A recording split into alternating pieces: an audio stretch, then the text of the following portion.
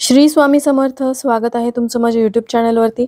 आजचा दिवस तुम्हाला खूप छान सुखाचा समाधानाचा जाऊ देत, हीच मी स्वामींच्या चरणी प्रार्थना करते आणि आजच्या या नवीन व्हिडिओला सुरुवात करते. व्हिडिओ तुम्हाला टायटलवरून लक्षात आलेलाच आहे. तर स्वामी समर्थ केंद्रानुसार देवघर कसं असावं हा आपला विषय असणार आहे. आणि त्यासाठी मी आलेली आहे शुभारंभ घर तुमचे देवघर आमचे या छत्रपती संभाजीनगर येथील भव्य दिव्य अशा दालनामध्ये. इथे असलेल्या देवाऱ्याच्या सगळ्या डिझाईन्स मी आधीच्या एका व्हिडिओमध्ये शेअर केलेल्या आहेत, पण आजच्या या व्हिडिओमध्ये इथे असलेले केंद्रानुसारचे देवारे तुम्हाला बघायला मिळतील. आपण सर्व स्वामी भक्त स्वामी सेवेमध्ये असताना काही नियमांचं काटेकोरपणे पालन करतो आणि त्यासाठीच आपल्या घरामध्ये असलेली अतिशय महत्त्वाची जागा म्हणजे देवघर. केंद्रानुसार देवघर कसं असावं, त्याची साईज कशी असावी, देव्हाऱ्यांच्या सगळ्या डिझाईन्स किमतीसह आजच्या व्हिडिओमध्ये मी शेअर करणार आहे. यासोबतच तुम्ही हा व्हिडिओ बघत असाल आणि हे देव्हारे बघितल्यानंतर तुम्हाला जर हे देवघर ऑनलाईन मागवायचं असेल तर स्क्रीनवरती दिलेल्या नंबरवरती तुम्हाला कॉन्टॅक्ट करायचा आहे. शुभारंभ देवघर या भव्य दिव्य अशा दालनाचा हा मोबाईल नंबर आहे. 100% सागापासून बनवलेलं लाकडी देवघर तुम्हाला मागवायचं असेल तर छत्रपती संभाजीनगर म्हणजेच पूर्वीचं औरंगाबाद येथे असलेलं शुभारंभ देवघर हे तुमच्यासाठी उत्तम पर्याय आहे. आणि इथे असलेले देवारे मागवण्यासाठी तुम्हाला स्क्रीनवरती दिलेल्या नंबरवरती कॉन्टॅक्ट करायचा आहे. अगदी घरबसल्या तुम्ही हे देवारे मागवू शकता. आणि याशिवाय तुम्हाला जर इथे प्रत्यक्ष व्हिजिट करायचं असेल तर या शॉपचा संपूर्ण पत्ता मी डिस्क्रिप्शन बॉक्समध्ये दिलेला आहे. आणि याशिवाय तुम्ही गुगलवरती शुभारंभ देवघर या नावाने सर्च केलं तर तुम्हाला तिथे संपूर्ण पत्ता आणि या शॉपचं लोकेशन देखील मिळेल. या आधीच्या व्हिडिओमध्ये इथे असलेल्या देवाऱ्यांच्या सगळ्या डिझाईन्स मी तुमच्यासोबत शेअर केलेल्या आहेत, पण आजच्या व्हिडिओमध्ये स्वामी समर्थ केंद्रानुसार देवघर कसं असावं ही माहिती तुम्हाला बघायला मिळणार आहे. त्यामुळे व्हिडिओ स्किप न करता शेवटपर्यंत बघा. चॅनलवर पहिल्यांदा आला असाल तर नक्कीच सबस्क्राईब करा आणि असेच नवनवीन माहितीपूर्ण व्हिडिओ बघण्यासाठी बेल आयकॉनलाही क्लिक करा.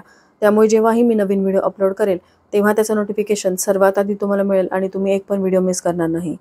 देवघर, देव्हारा किंवा पूजाघर म्हणजे घरातील सर्वात महत्त्वाची जागा, घराचे पावित्र्य राखणारी मंगल जागा.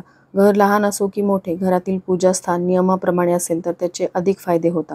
घर असावे घरासारखे असे स्वप्न घेऊन माणूस आपले घर बांधत असतो वा खरेदी करत असतो. प्रत्येकाचे आपल्या घरावर नितांत प्रेम असते. सर्वसामान्य कुटुंबामध्ये गृहसजावटीची स्वप्ने रंगवताना देवघर कसे असावे, कुठे असावे याचेही नियोजन काटेकोरपणे करत असतो. देवघर ही अतिशय महत्त्वाची आणि विश्वासाची जागा मानली जाते. देवघराचे महत्त्वाचे वैशिष्ट्य म्हणजे देवघराकडे बघितल्यावर शांत आणि प्रसन्न वाटायला हवे. घराबरोबरच देवघराचेही महत्त्व तेवढेच असते. लाकडापासून बनवलेले देवघर आदर्श मानले जाते, पण 100% सागाच्या लाकडापासून बनवलेले देवघर हे भाग्यवान मानले जाते. कारण सागाचं लाकूड जे आहे ते लवकर खराब होत नाही, आतून ते सडत नाही. उच्च प्रतीचा दर्जा असलेलं हे लाकूड असतं. त्यामुळे याच लाकडाचा वापर करून देवघर शक्यतोवर बनवलेले असावे. आणि 100% सागाच्या लाकडापासून बनवलेले देवघर तुम्हाला घ्यायचे असेल तर त्यासाठीचा उत्तम पर्याय म्हणजे शुभारंभ देवघर हे आहे. जेव्हा घरामध्ये देवघर बनवायचे असते तेव्हा एक महत्त्वाची गोष्ट तुम्ही पाळायला हवी, ती म्हणजे कधीही नुसत्या जमिनीवरती देवघर ठेवू नये. त्याऐवजी एखादा प्लॅटफॉर्म तयार करून घ्यावा. लाकडी प्लॅटफॉर्म तयार करून त्यावरती तुम्ही देवघर ठेवलं तर हे अधिक लाभदायक ठरतं. तसंच घर लहान असेल किंवा मोठं असेल, तुमच्या घरामध्ये पूजा केलेली असेल तेव्हा संपूर्ण कुटुंबीय व्यवस्थित बसून पूजा करू शकेल या गोष्टीची तुम्हाला काळजी घ्यायची आहे. याशिवाय देवघर बनवत असताना काय करावे काय करू नये या गोष्टीही तितक्याच महत्त्वाच्या आहेत. देवघर तयार झाल्यानंतर ते आपण अगदी व्यवस्थित सजवतो, त्यासाठी आधी काय करावे हे आता आपण जाणून घेऊयात. स्वामी समर्थ केंद्रानुसार देवघर हे नेहमी वरून चपटे असावे. देवघराला कळस नसावा, कारण कळस हा फक्त मंदिरांमध्ये असतो. केंद्रानुसार देवघर हे नेहमी चौरस असावे, म्हणजेच 16x16, 21x21 अशा साईजमध्येच केंद्रानुसारचे देव्हारे बनवून घ्यावेत. देव्हाऱ्यावरती शुभचिन्ह असावीत. हिंदू धर्मामध्ये अनेक अशी शुभचिन्ह आहेत जी खूप शुभ मानली जातात. त्यापैकीच एक म्हणजे स्वस्तिक हे आहे. स्वस्तिक म्हणजे शुभ. स्वस्तिकचे वैशिष्ट्य म्हणजे ते कोणत्याही दिशेला केले तरी सकारात्मक ऊर्जा 100 पटीने वाढते. हिंदू धर्मावर विश्वास ठेवणारे बरेच लोक घराच्या आत अनेक ठिकाणी घराच्या दारामध्ये स्वस्तिक हे शुभचिन्ह लावतात. तुमच्या देव्हाऱ्यावरही स्वस्तिक हे शुभचिन्ह असावे. त्याचबरोबर ओम हे सृष्टीचे निर्माते परमपिता ब्रह्माचे प्रतीक आहे. ओमचे चिन्ह घरात ठेवल्याने घरात एक विशिष्ट प्रकारच्या ऊर्जेचा प्रसारण होतो, जी घरातील रोगांचा निर्माण करणाऱ्या ऊर्जेचा नायनाट करते. त्याचबरोबर पशुसंपत्तीच्या देवीला गजलक्ष्मी म्हणतात. प्राण्यांमध्ये हत्तीला भव्य मानले जाते. गजलक्ष्मीने भगवान इंद्राला गमावलेली संपत्ती समुद्राच्या खोलवरून परत मिळवण्यासाठी मदत केली होती. म्हणूनच हत्तीचे हे शुभचिन्ह आपल्या देव्हाऱ्यावरती असावे. याशिवाय देवघरावरती मोर असावेत. भगवान कृष्ण मोरपंखाला आपल्या मुकुटावर स्थान देतात. मान्यता आहे की विना मोरपंख भगवान कृष्णाची पूजा अपूर्ण मानली जाते. याशिवाय भगवान शिवांचे पुत्र कार्तिकेय, देवी सरस्वती, इंद्रदेव यांचं वाहनही मोर आहे.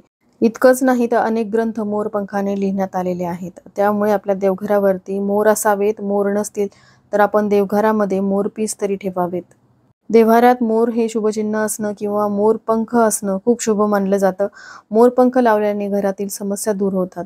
या व्यतिरिक्त अशी अनेक शुभचिन्ह जी आहेत ती देव्हाऱ्यावरती असावी, ज्यामध्ये सूर्य, शंख, गदा, चक्र जी भगवान श्रीहरी विष्णूंची प्रतीक मानल्या जातात.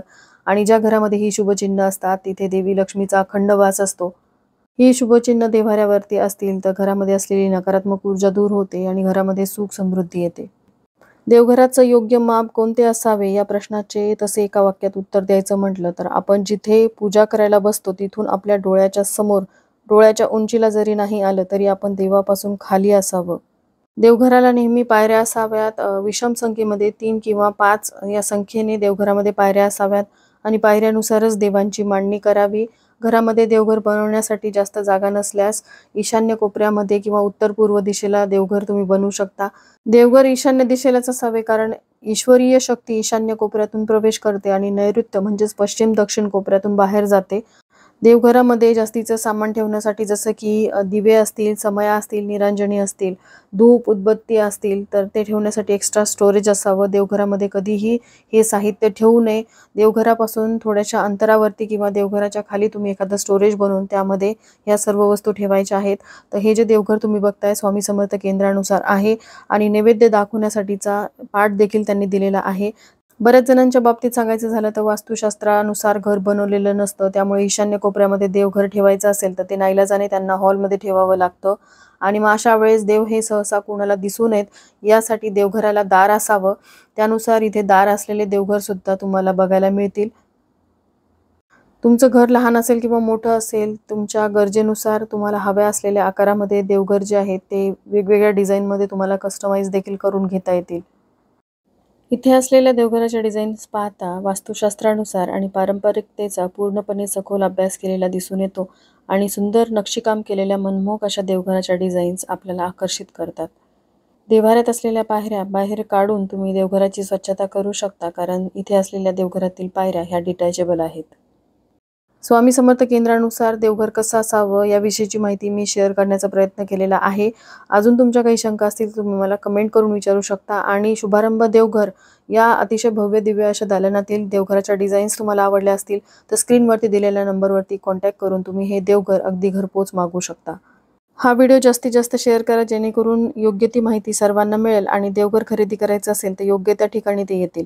आणि याबरोबरच आजचा हा व्हिडिओ मी तर सेंड करते. व्हिडिओ आवडला असेल, थोडा जरी हेल्पफुल वाटला असेल तर लाईक, शेअर, सबस्क्राईब करायला विसरू नका. भेटूयात अशाच एका नवीन व्हिडिओसोबत. तोपर्यंत सर्वांना श्री स्वामी समर्थ.